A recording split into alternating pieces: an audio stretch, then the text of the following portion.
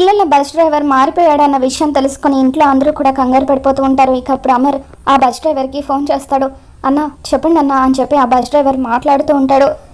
ఎక్కడి వరకు వెళ్ళామని చెప్పి అమర్ అడుగుతుంటే ఫారెస్ట్ ఏరియాకి దగ్గరలోనే ఉన్నానన్నా అని చెప్పి ఆ బస్ డ్రైవర్ అంటూ ఉంటాడు. ఎవరైనా అనుమానాస్పదంగా నిన్ను ఫాలో అవుతున్నారా అని చెప్పి అమర్ అడుగుతూ ఉంటే లేదన్నా ఎందుకు అలా అడుగుతున్నారు అని చెప్పి ఆ డ్రైవర్ అడుగుతూ ఉంటాడు. ఏ ఇబ్బంది అనిపించినా కూడా వెంటనే నాకు కాల్ చేయండి అని చెప్పి అమర్ ఫోన్ పెట్టేస్తాడు. ఇక వెంటనే ఆ బస్ డ్రైవర్ తీవ్రవాది అరవింద్కి ఫోన్ చేస్తాడు. అన్న అమరేంద్రకు నా గురించి తెలిసిపోయిందన్నా, నేను అమరేంద్రకి దొరికిపోయాను అని చెప్పి అంటుంటే ఏం మాట్లాడుతున్నారా నువ్వు? ఇప్పుడు అమరేంద్రకి మన గురించి తెలిసిపోతే ఖచ్చితంగా అలర్ట్ అవుతాడు. ఏదో ఒక ప్లాన్తోనే వస్తూ ఉండుంటాడు. ఏదో ఒకటి చేయాలి. ఇప్పుడు కనుక మనం ఆ అమరేంద్రకు దొరికిపోతే జీవితాంతం మనల్ని జైల్లోనే ఉంచుతాడు. ఎట్టి పరిస్థితుల్లోనూ నేను ఓడిపోవడానికి వీల్లేదు, ముఖ్యంగా ఆ అమరేంద్ర చేతుల్లో ఓడిపోవడానికి వీల్లేదు అని చెప్పి అరవింద్ అంటూ ఉంటాడు. చూడు, నేను చెప్పినట్టుగా మన ప్లాన్ని ఇంప్లిమెంట్ చేయంటూ అరవింద్ ఒక ప్లాన్ని ఆ బస్ డ్రైవర్కి చెబుతూ ఉంటాడు. డాబా దగ్గర బస్ ఆపు, మన మనిషి ఒక అతను ఎక్కుతాడు అని చెప్పి అరవింద్ ఆ బస్ డ్రైవర్కి చెబుతూ ఉంటాడు. మరోపక్క బస్ డ్రైవర్ డాబా దగ్గర తన మనిషి ఎక్కుతూ ఉండడంతో ఇక అక్కడ సడన్గా బ్రేక్ వేసి బస్ ఆపుతాడు. దాంతో ప్రిన్సిపల్ మేడం బస్ డ్రైవర్ మీద అరుస్తూ ఏ డ్రైవర్ బస్ ఎందుకు సడన్గా ఆపావని చెప్పి అంటూ ఉంటే మేడం ఎవరో ఒక పర్సన్ వస్తున్నాడు అని చెప్పి అమ్మో అంటూ ఉంటుంది. ఇక ఒక అతను బస్సు ఎక్కుతాడు. ఇక దాంతో ఎవరితను అని చెప్పి ప్రిన్సిపల్ మేడం అడుగుతూ ఉంటే మన మనిషి మేడం అని చెప్పి ఆ బస్ డ్రైవర్ అంటూ ఉంటాడు. సరే వెళ్ళి వెనకాల సీట్లో ఆ మూలను కూర్చో అని చెప్పి ప్రిన్సిపల్ మేడం అంటూ ఉంటుంది. ఇక దాంతో అతను వెళ్ళి వెనకాల సీట్లో ఒక మూలకు కూర్చుంటాడు. కాసేపటి తర్వాత ఆ బస్ డ్రైవర్ బస్సుని ఒక చోట ఆపుతాడు. దాంతో ఇదేంటి ఇటువంటి ప్లేస్లో బస్సు ఆపావేంటి, అడుగుతుంటే ఏం మాట్లాడవేంటి అని చెప్పి ప్రిన్సిపల్ మేడం విరుచుకు పడుతూ ఉంటుంది. ఇక దాంతో ఆ బస్ డ్రైవర్ ప్రిన్సిపల్ మేడం దగ్గరికి వచ్చి గన్ గురి పెడతాడు. దాంతో ఒక్కసారిగా ఆవిడ కేకలు వేస్తూ ఉంటారు. ఇక బస్సులో ఉన్న వాళ్ళంతా కూడా అరుస్తూ ఉంటే అప్పుడు మరొక తీవ్రవాది వచ్చి ఒక పెద్ద గన్ చూపించి వాళ్ళందరినీ కూడా బెదిరిస్తూ ఉంటాడు.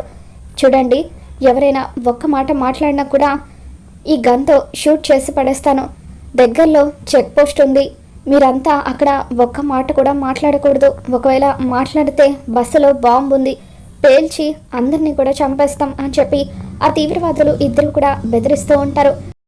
బస్ డ్రైవర్ ప్రిన్సిపల్ మేడంతో చూడండి, ఎవరైనా ఇతను ఎవరు అని అడిగితే పీటీ సార్ అని చెప్పండి, అట్లా కాకుండా వేరే ఇంకేం చెప్పినా సరే చంపేస్తాం అని చెప్పి బస్ డ్రైవర్ బెదిరిస్తూ ఉంటాడు. ఇక ఆ తర్వాత బస్సు నడుపుతూ ఉంటే బస్సులో ఉన్న వాళ్ళంతా కూడా ఎంతగానో కంగారు పడుతూ ఉంటారు.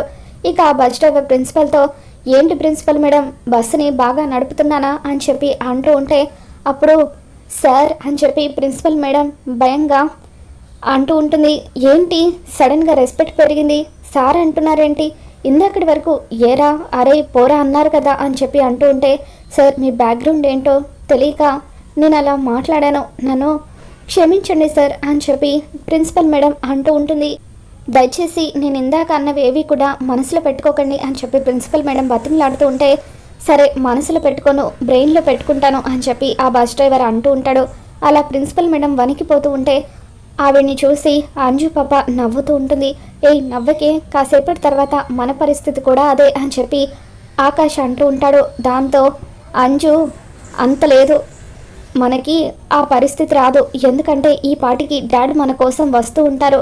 మనకి ప్రమాదం అని తెలిస్తేనే డాడ్ ఒక రేంజ్లో వస్తారు, అటువంటిది ప్రమాదమే మన వెంట వస్తుందని తెలిస్తే ఇంకా ఎంత వేగంగా వస్తాడో నీకు తెలుసు కదా అని చెప్పి అంజు అంటూ ఉంటుంది. మరోపక్క నిర్మలమ్మ సదాశివం గారు ఇద్దరు కూడా పిల్లల విషయం గురించి ఎంతగానో బాధపడుతూ ఉంటారు. అనవసరంగా పిల్లలు మారం చేశారని తొందరపడి ముందు వెనక ఆలోచించకుండా పిల్లల్ని ఎక్స్కర్షన్కి పంపించాము అని చెప్పి వాళ్ళిద్దరూ కూడా ఎంతగానో బాధపడుతూ ఉంటారు. ఇక అప్పుడు బాగి అయ్యో అత్తయ్య గారు, పిల్లలు మారం చేస్తే మనం మాత్రం ఏం చేస్తాం, మీరేం బాధపడకండి, పిల్లలకు ఏమీ కాదు అని చెప్పి అంటూ ఉంటే మమ్మల్ని క్షమించి మిస్సమ్మ, పిల్లల విషయంలో నువ్వు వాళ్ళని పంపించొద్దని ఎంతగానో నచ్చజెప్పావు, కానీ మేమే నీ మాట కూడా వినలేదు. ఇక మీదట ఈ ఇంట్లో పిల్లలకు సంబంధించిన ఏ నిర్ణయం అయినా సరే నువ్వే తీసుకోవాలి మిస్సమ్మ అని చెప్పి నిర్మలమ్మ సదాశివం గారు ఇద్దరు కూడా అంటూ ఉంటారు. తల్లి మనసు కాబట్టే రాబోయే ప్రమాదాన్ని పసిగట్టింది అని చెప్పి నిర్మలమ్మ అంటూ ఉంటుంది. ఇక అప్పుడు మనోహరి దీని వాల్యూ ఈ ఇంట్లో పెరుగుతుంది అని చెప్పి ఆంటీ ఒక్కసారి ఏదో జరిగిందని ప్రతిసారి అలాగే జరుగుతుందా అని చెప్పి మనోహరి అంటూ ఉంటే, నువ్వు మధ్యలో మాట్లాడకమ్మా, ఇదంతా నీ వల్లే వచ్చింది.